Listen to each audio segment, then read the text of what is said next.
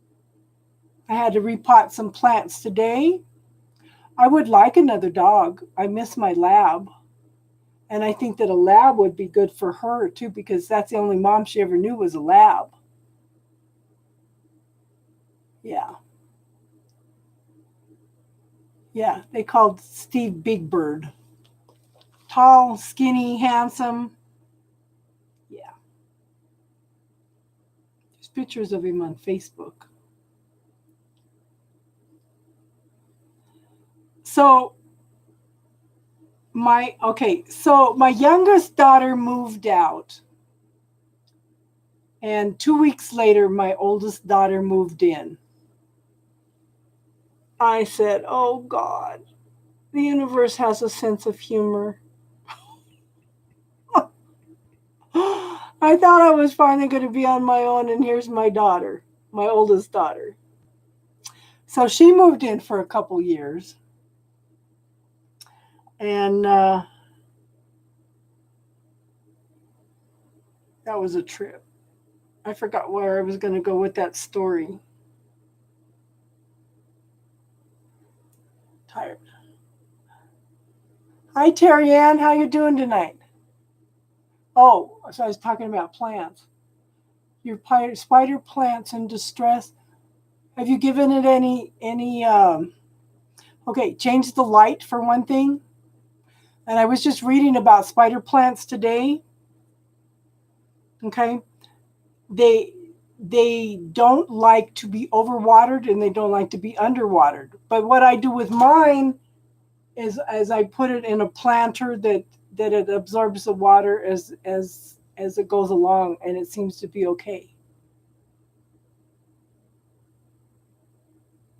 But you might change the light for the spider plant, hon.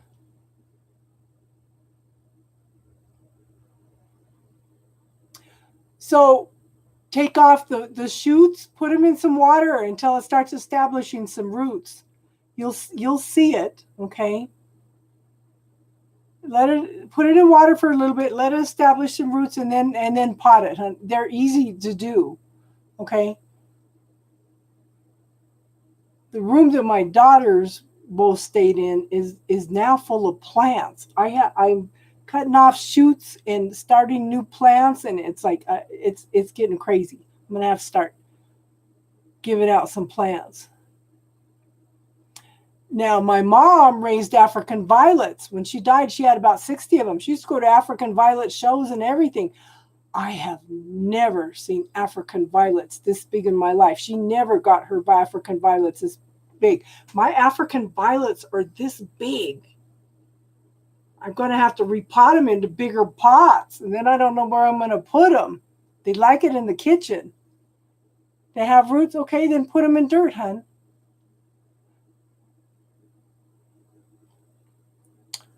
So, oh, good, Terry.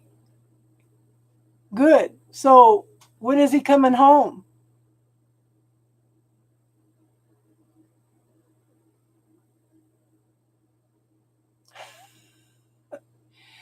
So, did you get a bigger tank for the goldfish, Tiffany? Because goldfish will expand to the size of, they'll adapt to the size of their environment.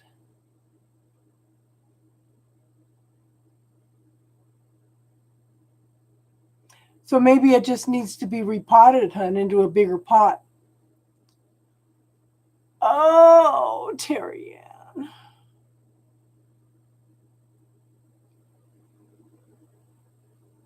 Didn't he tell you that he would be home by March? Isn't that what he told you, that he would be home by March?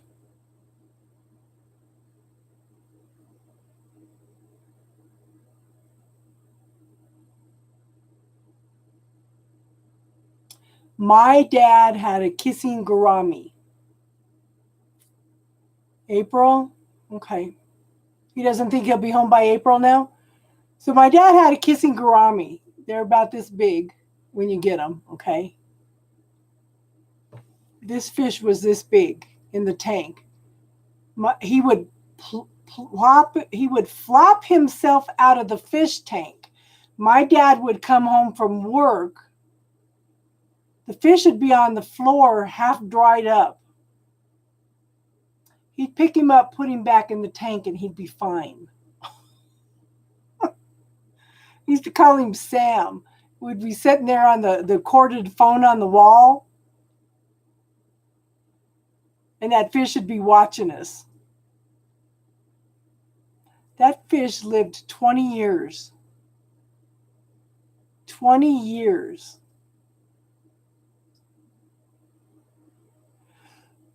So which border is he at Terry Ann?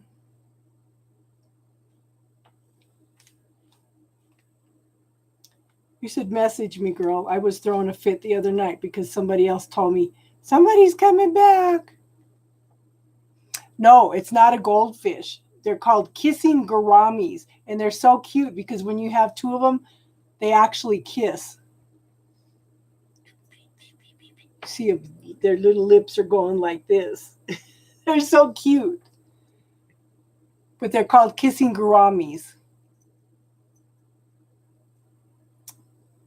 At the border of Mexico. Okay, good night, Priscilla. Okay, now, Austin and I will be doing live readings together tomorrow night at 6 Mountain Standard Time, if you want to join us. Okay? It just, you don't have to spend your whole weekend with me. Oh, how cool is that? Yeah, my dad always had fish tanks. Always. You have an awesome night, Priscilla. But take care of yourself, hon, and make sure you send all that energy back that's not yours.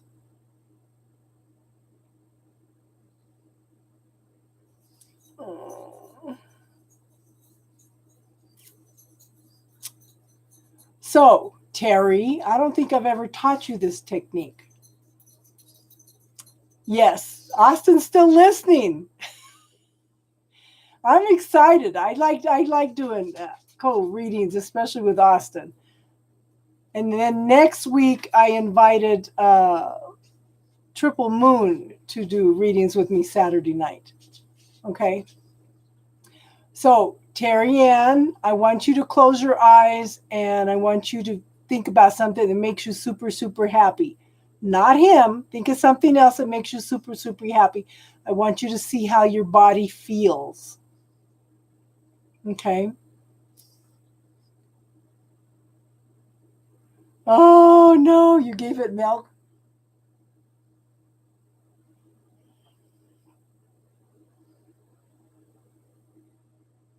How cool is that, Tiff? Got a little ritual going there. Yeah, my dad always had big fish tanks. He had, what did they call Zetas? They're little fish that have the iridescent blue and red on them. He had mollies. Mollies were hard to raise because they used to get like what they called ick on them. It looks like a mold on the poor things. I told him quit buying them because it just hurts to see them dying, And then he got the gouramis. Yeah, angelfish. Yeah. Yeah. My dad had a pretty good sized tank. And he had guppies. Always had guppies. Yeah.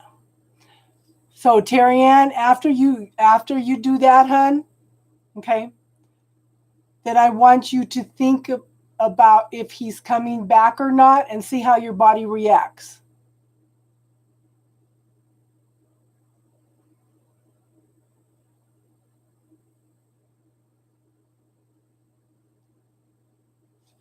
And let me know how your body feels between something that makes you happy and asking if he's coming back or not. Does your body feel the same or does it tense up, hun?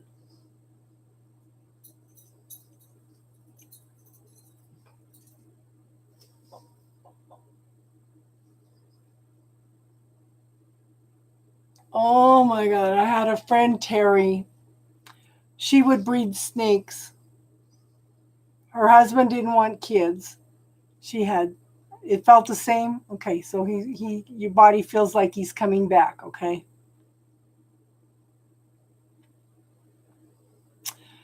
So we went with her one day up north.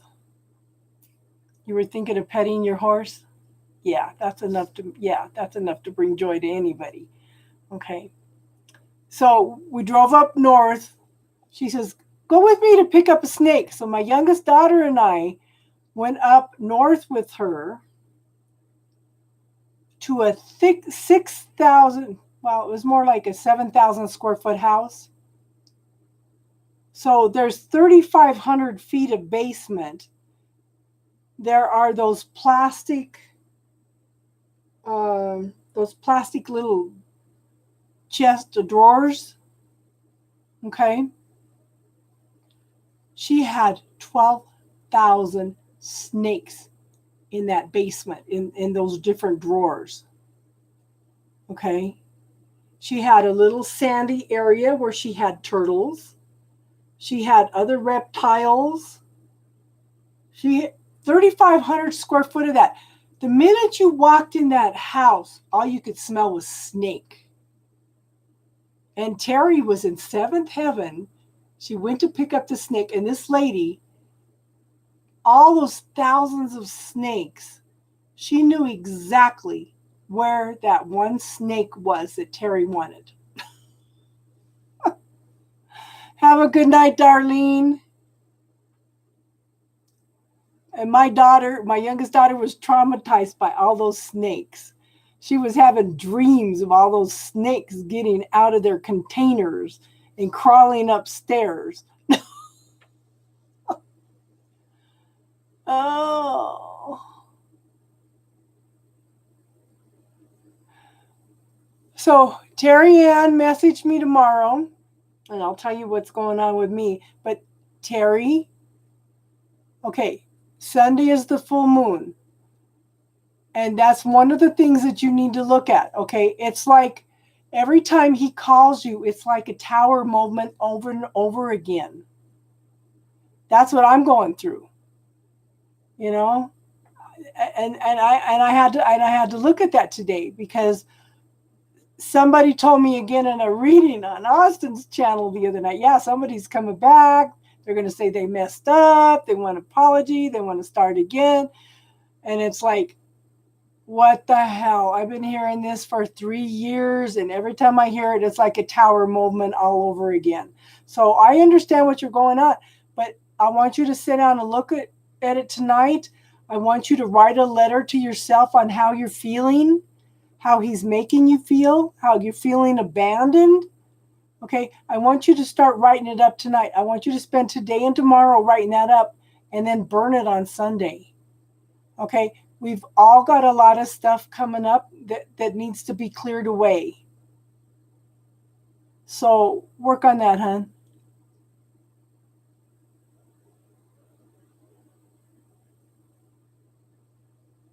You're a guardian of the... That's funny. That's funny, Ted.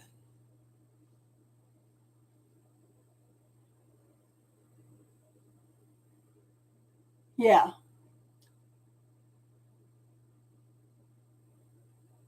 Who did your readings for you, Ted?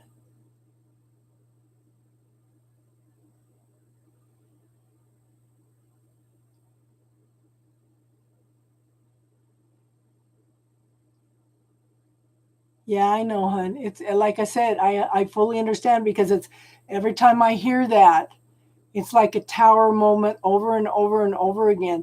And I mentioned my daughter today, and I should have never told her, because I know what she's going to say. I tell everybody all the time, pick one person that you trust, that you can talk to, that's not going to put negative energy on whatever you're talking about. Somebody that will be neutral, that will listen, bounce back and forth, brainstorm with you. And she threw all kinds of stuff, negative stuff on me. I should have never told her. I've only had 3 men in my life, you know, and it could only be one other person. I was married to 2 of those men, and there's no way in hell that either one of them is coming back. And it's like, She's telling me, you need to let go. I said, I keep letting him go. I keep letting him go. I keep letting him go. And just like earlier this week, okay, like I told Jason, but I told Jason the opposite. So I put me in this bubble. I put him in this bubble, and I pushed him away. I said, I release you. I release you to your highest good. I put you in God's hands, right? Today I look at it, I say, okay, it's clear. He's gone. Then I turn around to walk off, and he's right there. He's standing at my back. It's like, oh my God. I know, hon. I know. So I want you to look at some statements. I am now allowing myself to. I am now allowing myself to move forward and find happiness. I am now allowing myself to release anything that's not of my highest good. Terry, try this, okay? I don't think I've ever taught you this. Close your eyes. I want you to visualize your body. I want you to ask any cords that are attached to your body from him to be highlighted with red. And tell me if you see those cords.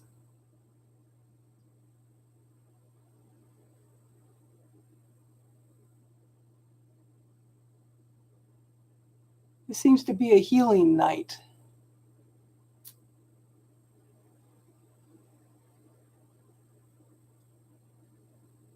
Let me know if you see any red cords, hon.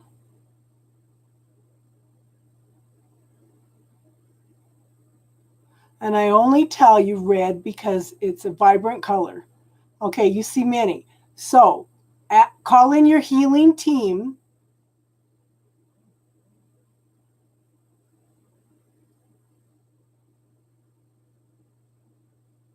Okay. Call in your healing team. Ask them to neutralize those cords. Dissolve them. Send them back to source for further learning.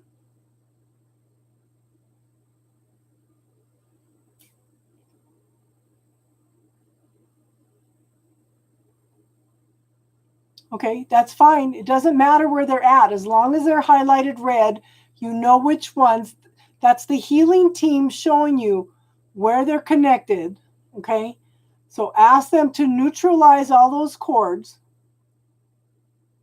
dissolve them, and send them back to source.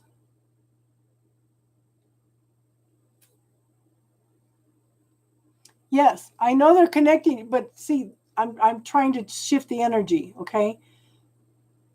Ask them to dissolve them, neutralize them, dissolve them, send them back to source for further learning. Okay? Trust me on this, hon. It wouldn't do anything to hurt you. And then ask for a golden honey colored energy to feel in those areas where the cords were dissolved. No. Trust me. You're going to dissolve the cords for the way the connection is now. Then you're going to invite him back to reconnect in a healthier, more in a healthier way. And he will reattach in a different way. It'll shift the energy, hon. You won't lose him. He will reconnect in a different way. It'll shift the energy. Okay? So if there's anything that he is blocking, and I'll bet you anything, you do this and he will call you. Because he's going to feel that. You won't lose him. He's going to reconnect. But you want neutralize them, dissolve them, send them back to source for further learning, and then invite him to reconnect in a healthier, more committed emotionally available way. And add whatever you want. But invite him to reconnect again. You won't lose him, hon. He will reconnect. And I guarantee that he will call.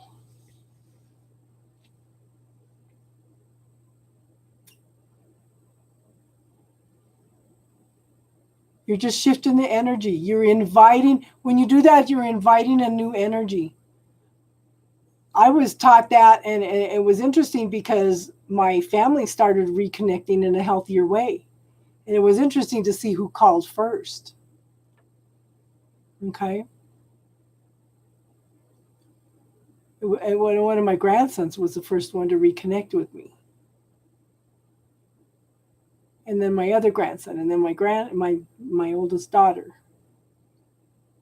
Because I disconnected the whole Rivera family and invited only the ones that were healthy. I asked only my children, my grandchildren, and my great-grandchildren on down, because I had a lot of cords, a lot of attachments from my ex and his brothers and sisters. Okay.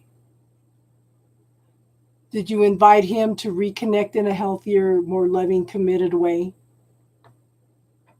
Okay. If he's at Mexico, then he should have more time to call you and okay. Okay. What you were letting go of was the old energy. You're inviting in a new energy, hon. Okay? Does that make sense? You're letting go of the old way of being and you're inviting him to connect in a healthier way. Does that make sense?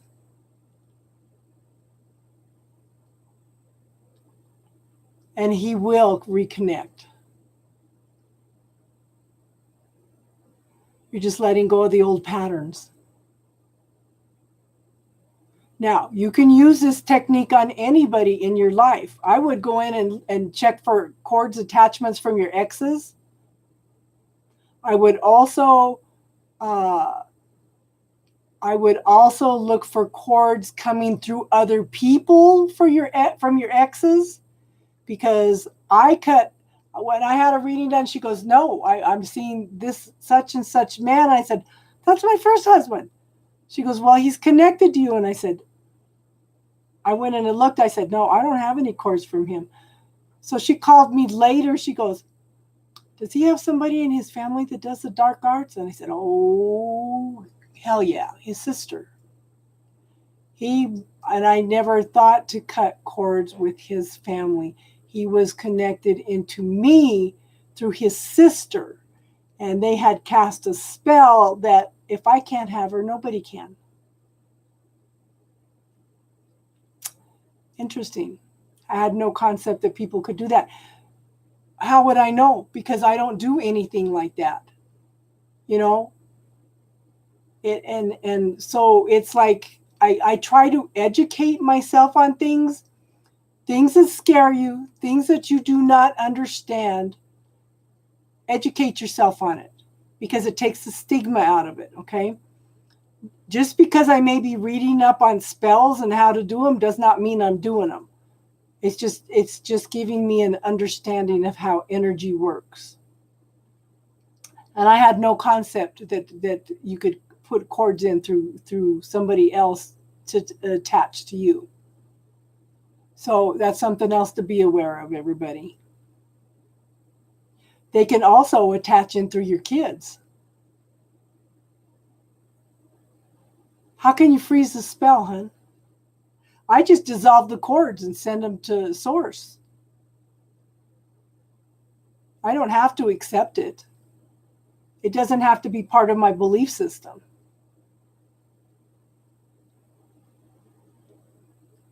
And I can send it back to source for further learning too. I can put a mirror up and reflect it back to them. So tell me, how can you freeze a spell, hon? Teach us something new.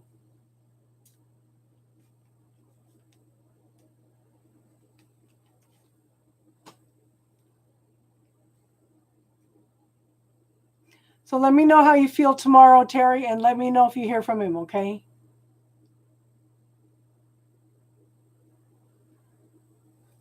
Name on paper cup.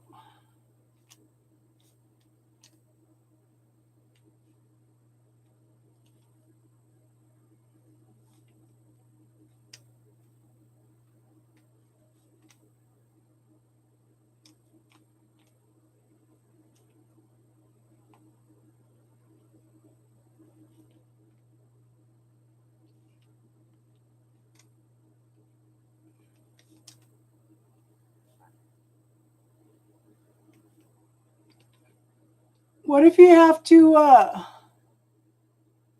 and leave it? What if you have to clean out your freezer?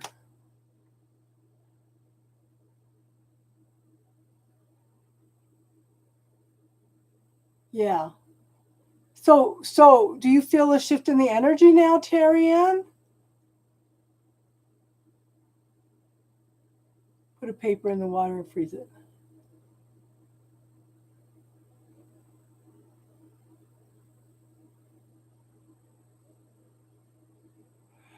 This is one of the reasons. Okay, I don't want. My mom terrified me all my life about creating karma. This is one of the reasons that I send it back to source for further learning. I have a gal that she takes on everybody's stuff in her family. She doesn't want to send it back with love and consciousness, and she doesn't want to send it back to source because she thinks that somebody's going to get hurt by it. Well, for one thing, they're not learning their lessons if she's taking on their karma. And if you send it back to source, it's not going to go back to the person. It's going to go back to source. You could put it through the violet flame, okay, to transmute it, or you could just send it back to source for further learning. Whatever works for you, okay? Then burn it and do it again. Yeah. Good. I'm glad you feel lighter, hon. Yeah. But put the intent out for him to reattach in a more loving, sweeter, okay? Yeah. The universe is high vibe. It's going to transform it, you know? We have tools. We have the ability to change things. We have the ability to not react to something. When you react to something, then you're creating karma. What do you have control of in your life? You have the only control you have in your life is how you react to a situation. You know, and my girls just absolutely hate it that I let people treat me bad. But I look at it this way. That's a reflection of who they are. I don't have to react to it. I don't have to respond to it. That's a reflection of who they are. And the oldest one is starting to learn that now, you know? She's starting to be aware.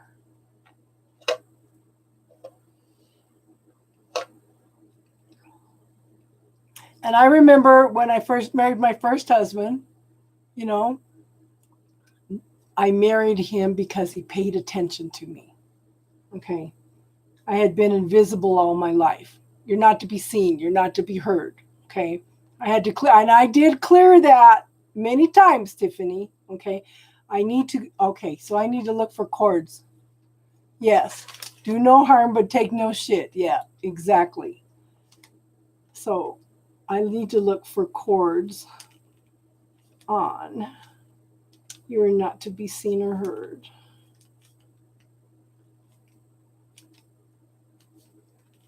I never thought of looking at cords for that. And I think that's probably an ancestral pattern because my grandmother was in an abusive relationship too. And my dad wasn't that nice either. So because I was not to be seen or heard, you know, I married the first guy that paid attention to me. I was quiet. I was shy. I was introverted. This guy paid attention to me. Very charming man, loving, caring, attentive, did everything for me till he married me.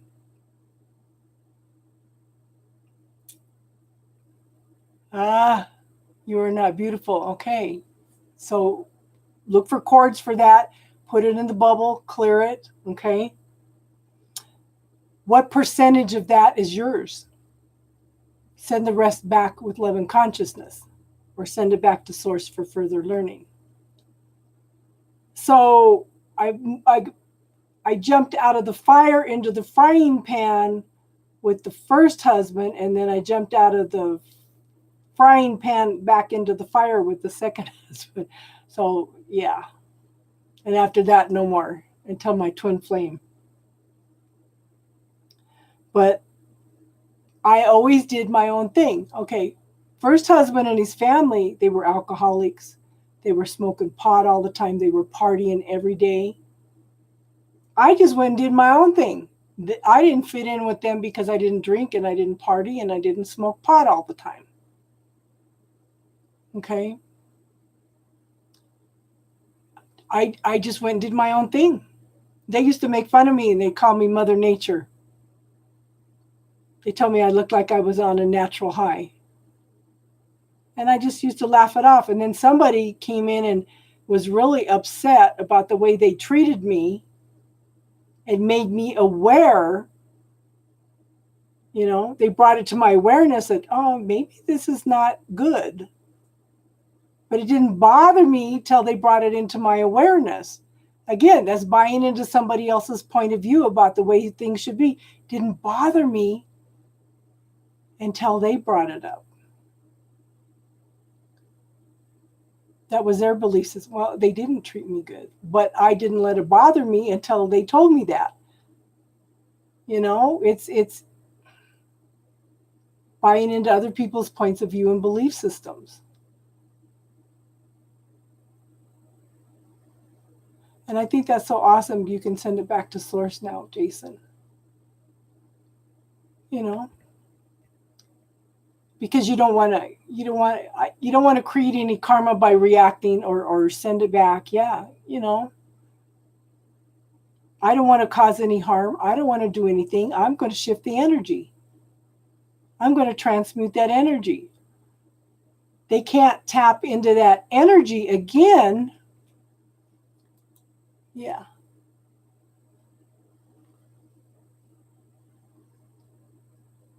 Okay. We'll see you tomorrow, Austin. Thank you for being here, hon. I look forward to tomorrow, okay? I'm excited.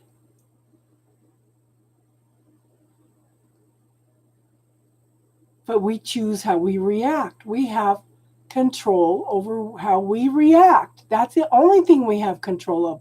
We can't, and one of the things that I tell people, Kelly, don't worry about what other people think about you, because everybody is going to have a different opinion about who you are, who you should be, what is right and wrong.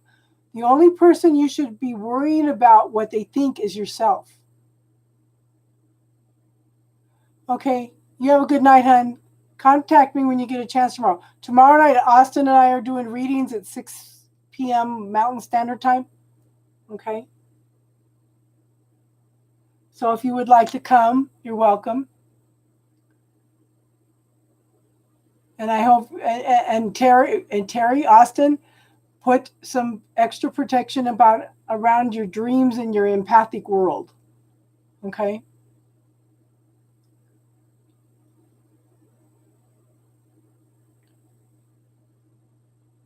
Because you're never going to please everybody.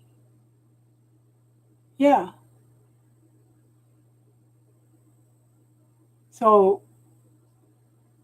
actually, are you on the East Coast, West Coast, hon? That would be 5 o'clock for you.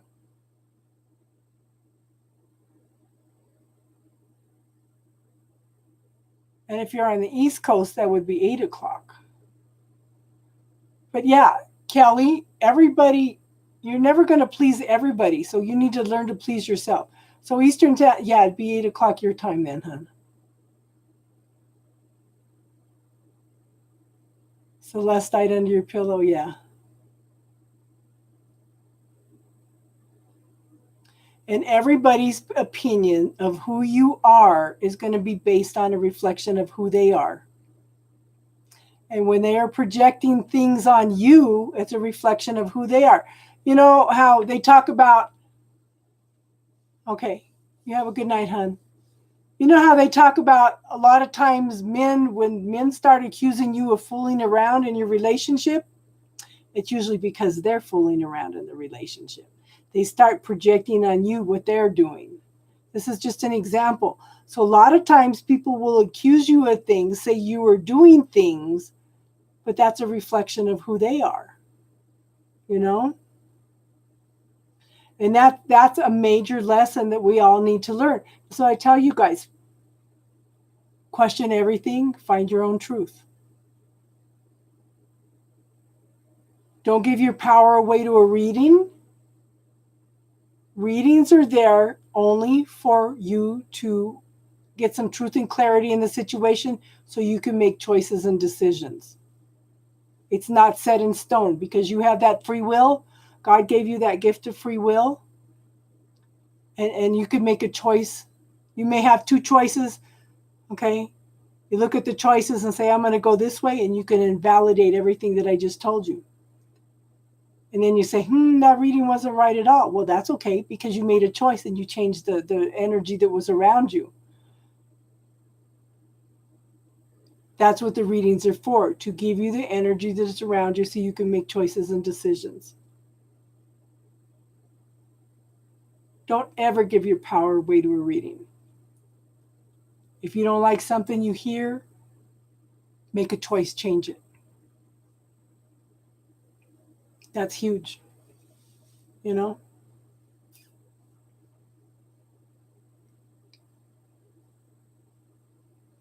Okay, it's almost 4 hours. I think we're going to wrap it up for tonight.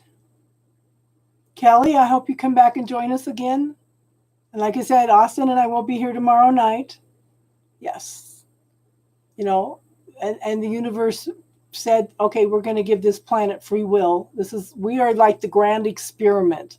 We are schoolroom Earth, where we are here learning some very, very hard lessons from our free will. The whole universe is watching us. Okay? We are like the grand plan. We're the grand experiment. But the universe God made an agreement that I will not interfere in your free will unless you ask. So this is one of the things I tell people to give permission to your personal angels, guides, archangels to communicate with you, let you know things that you should know and stuff, okay? We do this every Friday night, Kelly. And then I do readings on Sundays, and I'm trying to do them on Wednesdays too. And I think Saturday nights I might do co-readings with people then. We're trying to get to 1,000 people. I know I've been down sick a couple times. It's like we would get up our numbers up and then a bunch of people would drop off because I'd be sick. This last year, it's not been COVID, but it's been other problems. But ask your body questions and listen, okay? Ask the universe questions. What else is possible? What do I need to see? What am I not willing to be or see? What grand and glorious adventure can the universe and I create today? Just throw some questions out there.